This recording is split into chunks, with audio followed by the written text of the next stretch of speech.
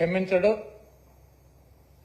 గతంలో చంద్రబాబు నాయుడు ప్రభుత్వం 5 సార్లు ఉండగా సేమ్ మేమైతే ఎలా అయితే టెండర్లు పిలిచామో అదే రకంగా చంద్రబాబు నాయుడు కూడా టెండర్లు పిలిచి ఆ 5 సంవత్సరాల్లో 4 బిడ్డలుంటే 4 కంపెనీలకు 4 సార్లు ఇచ్చాడు. అయితే ఆయన ముఖ్యమంత్రిగా ఉండగా 14-15 సార్లు నెయ్యిలో క్వాలిటీ లేదని చెప్పి సర్టిఫికేట్లతో ఆ ట్యాంకర్లు వెనక్కి పంపడం జరిగింది.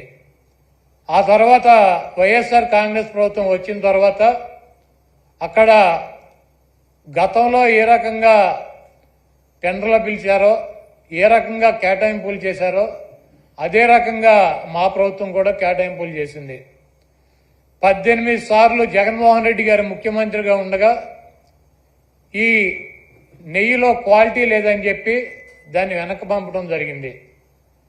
ప్రతి వెహికల్ని తిరుమల తిరుపతి దేవస్థానానికి వచ్చేటువంటి ప్రతి దాన్ని కూడా ఇన్స్పెక్షన్ చేసి దాంట్లో లోపాలు ఉంటే దాన్ని వెనక్కి పంపించి అది వాళ్ళకి కావలసినట్టు ఉంటేనే అక్కడ దించుకునేటువంటి పరిస్థితి ఉంటుంది. ఇది గత ప్రభుత్వాలు గత 100 సంవత్సరాల నుంచి వచ్చేటువంటి ఆనవాయితీ. దాని ప్రకారమే చంద్రబాబు ముఖ్యమంత్రిగా ఉన్నా జగన్మోహన్ రెడ్డి గారు ముఖ్యమంత్రిగా ఉన్నా అంతకుముందు వేరే ముఖ్యమంత్రులు ఉన్నా కూడా ఈ క్వాలిటీ లేనటువంటి నెయ్యి కావచ్చు ఇతర ఆహార పదార్థాలనే రిజెక్ట్ చేసి వెనక్కి పంపినటువంటి సందర్భాలు కోకొల్లలు ఉన్నాయి. అదే విధానంగా చంద్రబాబు నాయుడు ముఖ్యమంత్రి అయిన తర్వాత 4వ తారీఖు జగన్మోహన్ రెడ్డి గారు జూన్ 4న ఆయన రాజీనామా చేశాడు ఈ రాష్ట్రానికి ముఖ్యమంత్రిగా. జూలై 17వ తారీఖు వరకు అనేక ఆహార తినుబండారాలు ఆహారాన్ని సరఫరా చేసేటువంటి టెండర్లో తీసుకున్నటువంటి కాంట్రాక్టర్లో నెయ్యి సప్లై చేశారు, ఆహార పదార్థాలు సప్లై చేశారు. వాటిల్లో చంద్రబాబు ముఖ్యమంత్రిగా ఉండగా 17వ తారీఖున వచ్చినటువంటి ఒక ట్యాంకర్లో వాళ్ళకి కావాల్సినటువంటి మెజర్మెంట్స్లో లేదు నెయ్యి, కాబట్టి మేము దీన్ని రిజెక్ట్ చేస్తున్నాం అని చెప్పి దాన్ని వెనక పంపడం జరిగింది. ఆ నెయ్యిని వాడల గతంలో కూడా రిజెక్ట్ చేసి 18 సార్లు పంపించే ఎటువంటి నెయ్యిలు వస్తాయి.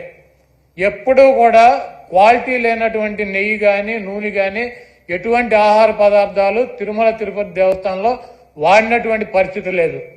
17వ తారీఖున జూలై 17వ తారీఖున ఏం ఫస్ట్ టైం కాదు రిజెక్ట్ అవటం, కొన్ని 100ల సార్లు రిజెక్ట్ అయినాయి అదే తిరుమల తిరుపతి దేవస్థానంలో. దానిని చంద్రబాబు నాయుడు రాజకీయ లబ్ధి కోసం జంతువుల కొవ్వు కలిసింది, ఆ కొవ్వుతో లడ్డూలు తయారు చేశారు, వాటిని ప్రసాదాలుగా భక్తులకు ఇచ్చారు. ఈ దేశంలో ఉన్నటువంటి వెంకటేశ్వర స్వామి భక్తులు తిరుపతి వెళ్ళినాళ్ళు లేకపోతే ఎవరైనా నాబోటాళ్ళు వెళ్ళి లడ్డు తీసుకొచ్చి 10 మందికి పంచి పెడతారు. వీళ్ళంతా కూడా అపవిత్రమైనటువంటి ప్రసాదాన్ని తీసుకున్నారు. కాబట్టి జగన్మోహన్ రెడ్డిని శిక్షించాలి అని చెప్పి చంద్రబాబు నాయుడు రాజకీయ ప్రయోజనాలు ఆశించి సొంత మామనే రాజకీయాల కోసం పదవి కోసం పార్టీ కోసం దిగజార్చి ఆయన మీద ఏ రకమైతే నిందలేసి ఆ పార్టీని తీసుకున్నాడో రాజకీయ లబ్ధి కోసం, అదేవిధంగా జగన్మోహన్ రెడ్డి గారు ఇబ్బంది పెట్టాలి రాజకీయంగా అని చెప్పి ప్రత్యక్షంగా కలియుగ దైవమైనటువంటి వెంకటేశ్వర స్వామినే ఆయన ప్రసాదాన్నే రాజకీయాల్లోకి లాక్కొచ్చేసినటువంటి దుర్మార్గమైనటువంటి వ్యక్తి చంద్రబాబు నాయుడు. ఈరోజు ఇటువంటి దుర్మార్గం చేసి ఆలయ ప్రతిష్టని వెంకటేశ్వర స్వామి విశిష్టతని దెబ్బతీసినటువంటి ఈ చంద్రబాబు నాయుడు గారికి బుద్ధి రావాలని చెప్పి దీనిలో ఎటువంటి తప్పు జరగలేదన్నది ప్రజలకి తెలవాలని చెప్పి 1కి 10 సార్లు చెబుతున్నాం.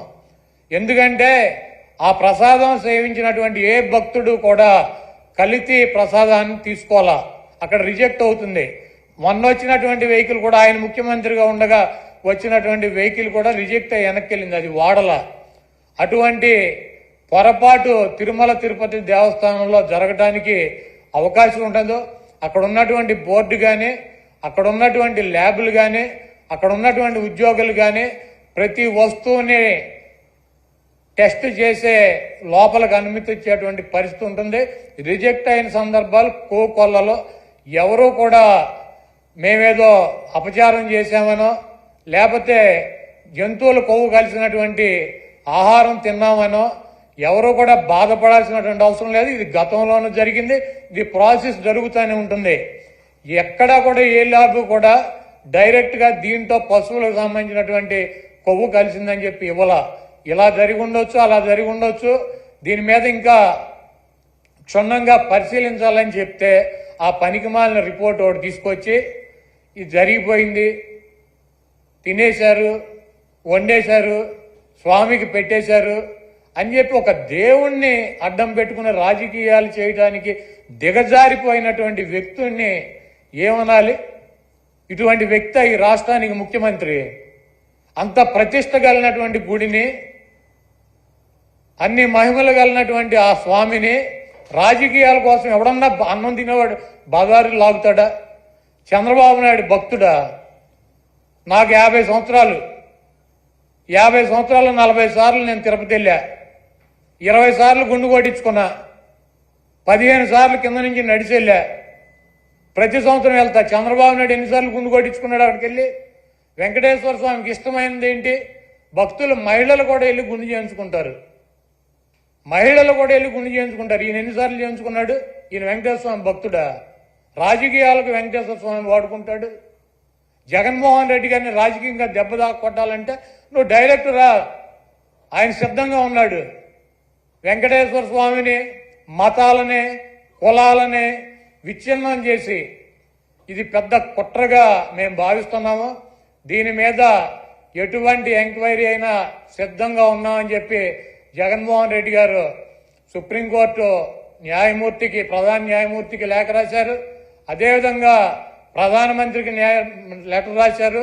మీరు ఎటువంటి విచారణ జరిపినా వైఎస్ఆర్ కాంగ్రెస్ పార్టీ మేము సిద్ధంగా ఉన్నామని చెప్తే సిట్ అని చెప్పి, ఈయన సిట్ అంటే కూర్చున్నవాడు, స్టాండ్ అంటే నుంచున్నవాడు ఒక ఆఫీసర్ని వేశాడు. ఏం రాస్తాడు? లోకేష్ దగ్గరికి, ఈయన దగ్గరికి వెళ్ళి ఏం రాయమంటారు సార్ అని చెప్పి అడిగి రాస్తారా సిట్ రిపోర్టు? మీకు దమ్ము అంటే సుప్రీంకోర్టు ప్రధాన న్యాయమూర్తితో విచారణ జరిపించండి, లేకపోతే సిబిఐ